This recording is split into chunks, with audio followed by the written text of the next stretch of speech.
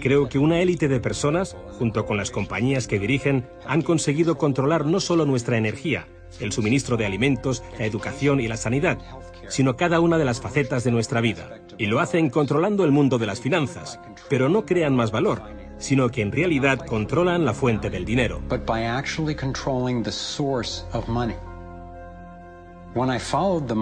Cuando seguía el dinero, vi que me arrastraba a la cima de una pirámide. Aquí estamos en la base de la pirámide con nuestro día a día.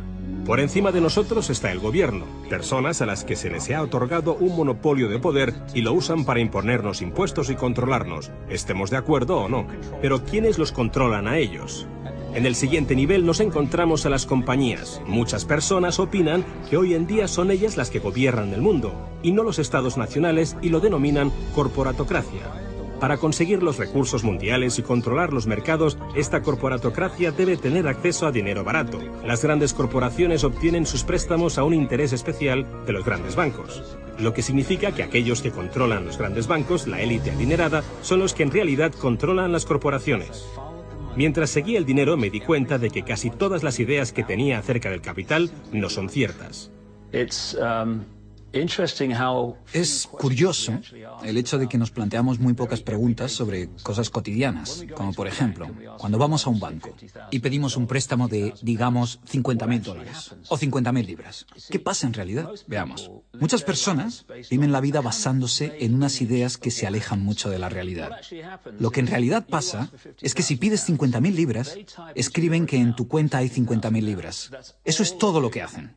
No acuñan monedas ni imprimen billetes. No recurren a ningún metal precioso. Simplemente escriben en una pantalla de ordenador que tu cuenta tiene 50.000 libras. Desde ese momento empiezas a pagar intereses sobre una cantidad de dinero que nunca ha existido, que no existe y que no existirá.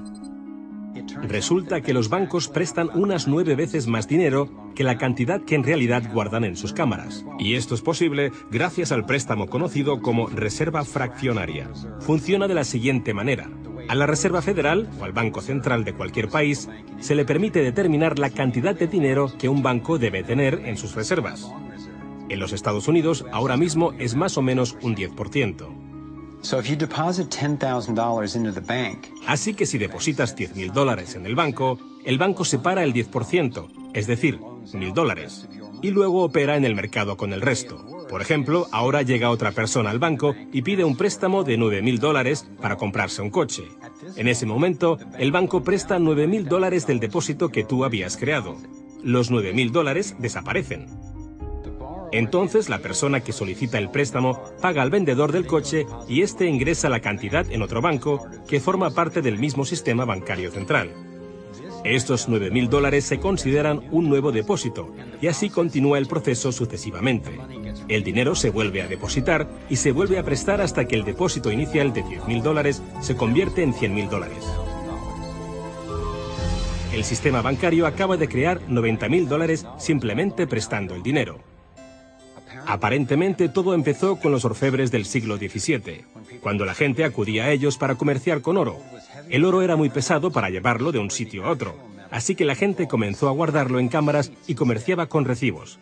Aquellos recibos fueron los primeros billetes.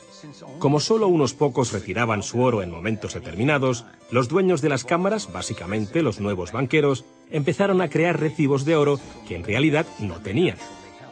Entonces prestaban esos recibos y les aplicaban unos intereses al dinero prestado, al oro, que en realidad no tenían. Así nació nuestro sistema de reserva fraccionaria. En este sistema, los banqueros consiguen hacer dinero de donde no hay nada, mientras que el resto de nosotros tenemos que trabajar para ganárnoslo. Esto ha provocado una forma moderna de servidumbre donde la masa de la sociedad trabaja para pagar su deuda con los bancos.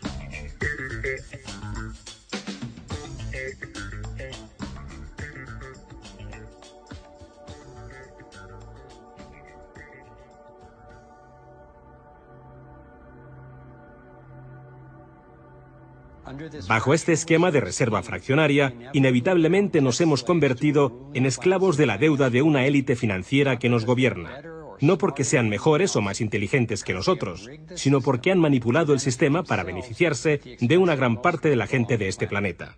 Catherine Austin Fitts es experta en este tema. Fue ayudante del Departamento de Vivienda y Desarrollo Urbano de Estados Unidos bajo el mandato del presidente George Bush Sr. y luego asesora de la administración de Clinton. Imaginemos el juego del Monopoly. Ahora quieres comprar el Paseo del Prado. Lo que puedo hacer continuamente es imprimir dinero, darme más y más dinero, disminuir el valor de tu moneda al imprimir cada vez más. Da igual lo duro que estés trabajando o el éxito que tengas. Al final, siempre te puedo comprar y no me cuesta nada. Pero ¿cómo se explica que si vosotros o yo mismo fabricamos billetes, se nos acuse de falsificación? Pero si lo hacen los bancos, entonces sea un incremento de la masa monetaria.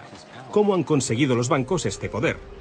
Esto es Jekyll Island, donde en 1910, representantes de los Rockefeller, los Rothschild, los Morgan y otros banqueros privados se reunieron en secreto para preparar la legislación que crearía la Reserva Federal. Ed Griffin se encargó literalmente de escribir un libro sobre lo que pasó en Jekyll Island. Los bancos centrales son como carteles bancarios, quienes se han asociado con los respectivos gobiernos de los países donde operan y se les ha otorgado un poder monopolístico sobre la creación del suministro monetario del país. Eso fue lo que los políticos les ofrecieron como regalo, se podría decir, a cambio de la asociación. Y a cambio, ¿qué ofrecen los banqueros a los políticos? Les prometen crear dinero de la nada, ahora que tienen esa potestad para hacerlo cada vez que el gobierno lo necesite. Y desde 2008 hemos presenciado la mayor impresión de dinero falso de la historia. La prestidigitación financiera disfraza los costes, esconde a quien debemos culpar y nos deja como esclavos de la deuda trabajando para pagar las facturas. Me ha chocado el hecho de que en el mismo año en que se creó la Reserva Federal, en 1913, se creara también el Servicio de Impuestos Internos, y desde entonces se estableció el impuesto sobre la renta. Así que todos nosotros tenemos que pagar la deuda de los políticos con intereses a los banqueros. El problema es que tenemos un sistema bancario privado y centralizado en los Estados Unidos, disfrazado de sistema público. Si buscas en la guía telefónica de aquí de Washington, en el área de DC, si buscas por la Reserva Federal, en las páginas azules gubernamentales, ahí no aparece nada, sino que aparecen las páginas blancas, justo al lado de Federal Express. Es un banco central y privado. ¿Cuál es la relación adecuada, cuál debería ser la relación adecuada entre el presidente de la Reserva Federal y el presidente de los Estados Unidos? Bueno, primero debemos dejar claro que la Reserva Federal es una agencia independiente. Y eso significa, básicamente, que no existe ninguna otra agencia del gobierno que pueda anular las acciones que emprendemos.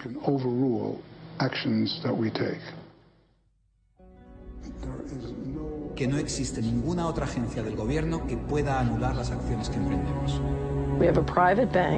Tenemos un banco privado que imprime dinero en beneficio del Tesoro. La Reserva Federal imprime dinero en un sistema basado en la deuda, que crea escasez, pero coloca a un grupo de privilegiados en una posición en la que tienen acceso a todos los datos sobre la economía, mientras que nosotros continuamos en la ignorancia. Así que tenemos a un pequeño grupo de banqueros que entienden los datos de cómo funciona el dinero en la economía y se les proporciona la habilidad de imprimir dinero de manera que se sigue protegiendo a los privilegiados mientras que el resto nos hundimos. Catherine hizo la prueba de comparar una economía sana con un toroide vibrante, equilibrado, que fluye libremente y que se autoenergiza, en contraposición con lo que está pasando actualmente en nuestra economía. Tenemos un sistema muy dinámico que intenta optimizarse, pero en el centro se entrelaza con una solitaria. La solitaria actúa en el cuerpo inyectando una sustancia química que hace que te apetezcan las sustancias que le resultan beneficiosas a ella y que para ti son perjudiciales. Tienes un parásito que te manipula y que se alimenta a costa del organismo. Vivimos en un sistema económico que imita a la solitaria, donde la élite financiera sería la tenia y se está alimentando de nosotros, y no les gusta que se descubran sus artimañas. Después de que Catherine comenzase a destapar la corrupción del gobierno en los más altos niveles, el FBI llevó a cabo una redada en su compañía y le requisó sus pertenencias. Tuvo que ir de juicio en juicio durante 10 años hasta que la declararon inocente. Así que tenemos a la Reserva Federal, una corporación privada con el monopolio de crear dinero, pero sin tener que rendir cuentas y que además está apoyada por el gobierno con el monopolio de la fuerza. Han engañado al país haciéndole creer que la Reserva es una institución que ayuda a estabilizar la economía y que no depende de la política. Pero de hecho, en ya casi un siglo de existencia, la Reserva Federal ha hecho justo lo contrario. Desde que se puso en marcha, nos han robado a través de la inflación y el poder adquisitivo del dólar ha disminuido más de un 97%. Y la diferencia entre ricos y pobres deja claro que el dinero va a parar a manos de unos pocos. Solo 16 años después de que la Reserva Federal accediera al poder, los Estados Unidos sufrieron la Gran Depresión. En mi investigación he descubierto que antes de que se produjese el crack del 29, la élite de banqueros sacó su dinero del mercado.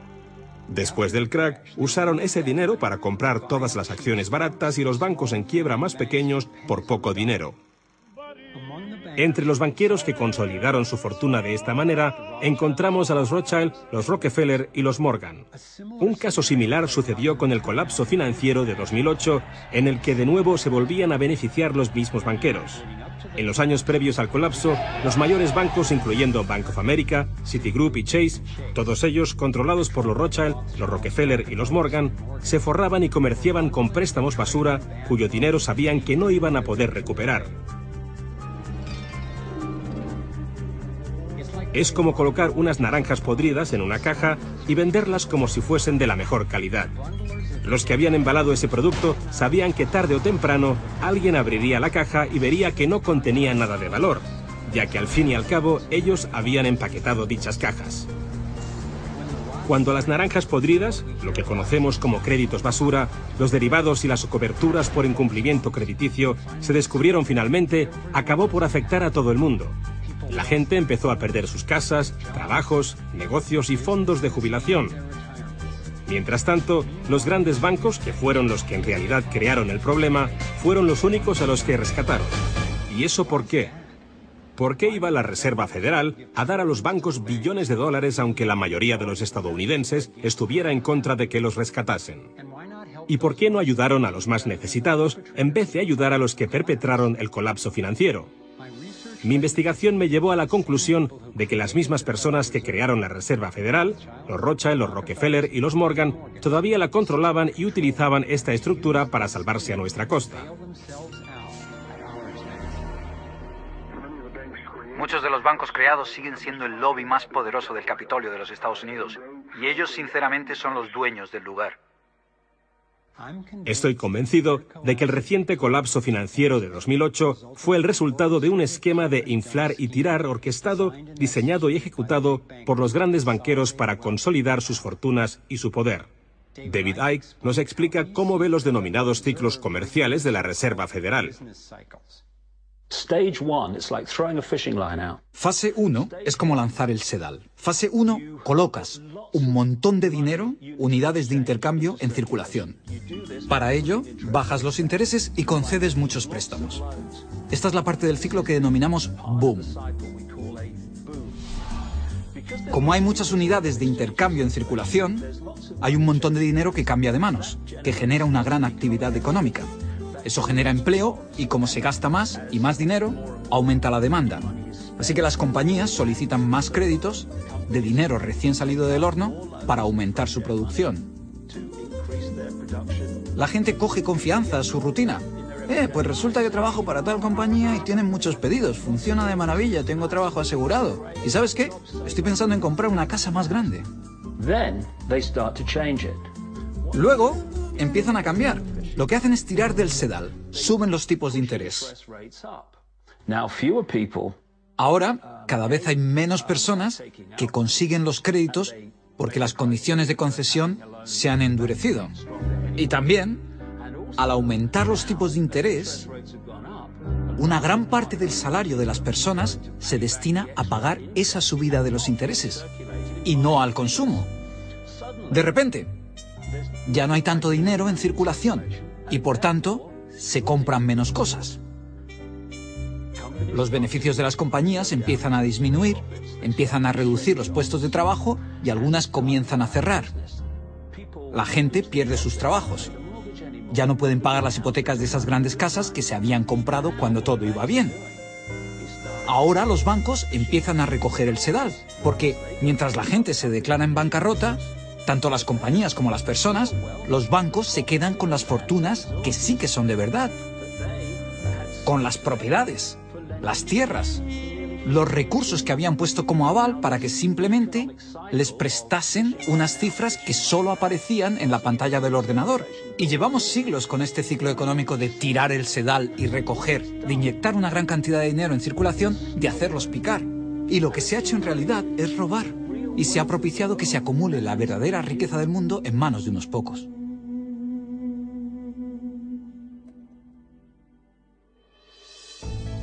A nivel internacional, los bancos centrales utilizan el Banco Mundial y el Fondo Monetario Internacional para hacer más dinero mientras explotan los recursos de aquellos países a los que les prestan dinero y con este proceso acaban llevándolos a la bancarrota. El Banco Central de los bancos centrales es el banco creado por los Rothschild, el Banco de Pagos Internacionales. La élite se está posicionando para controlar el acceso a prácticamente todo lo que necesitamos para sobrevivir. Da igual a qué parte del mundo vayas, porque el dinero está controlado por el sistema bancario. Ellos deciden si la gente come o no come. Quién se convierte en multimillonario y quién sobrevive con menos de $1 al día. El que controla el dinero, controla el mundo. Y muy pocas personas controlan el dinero.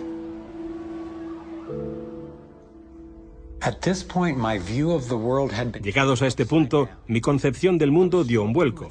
Empecé a enfrentarme al hecho de que el fracaso y el sufrimiento de muchos es en realidad el éxito y realización de unos pocos, la élite de los banqueros que ha engañado al mundo y a los que se les ha permitido crear dinero.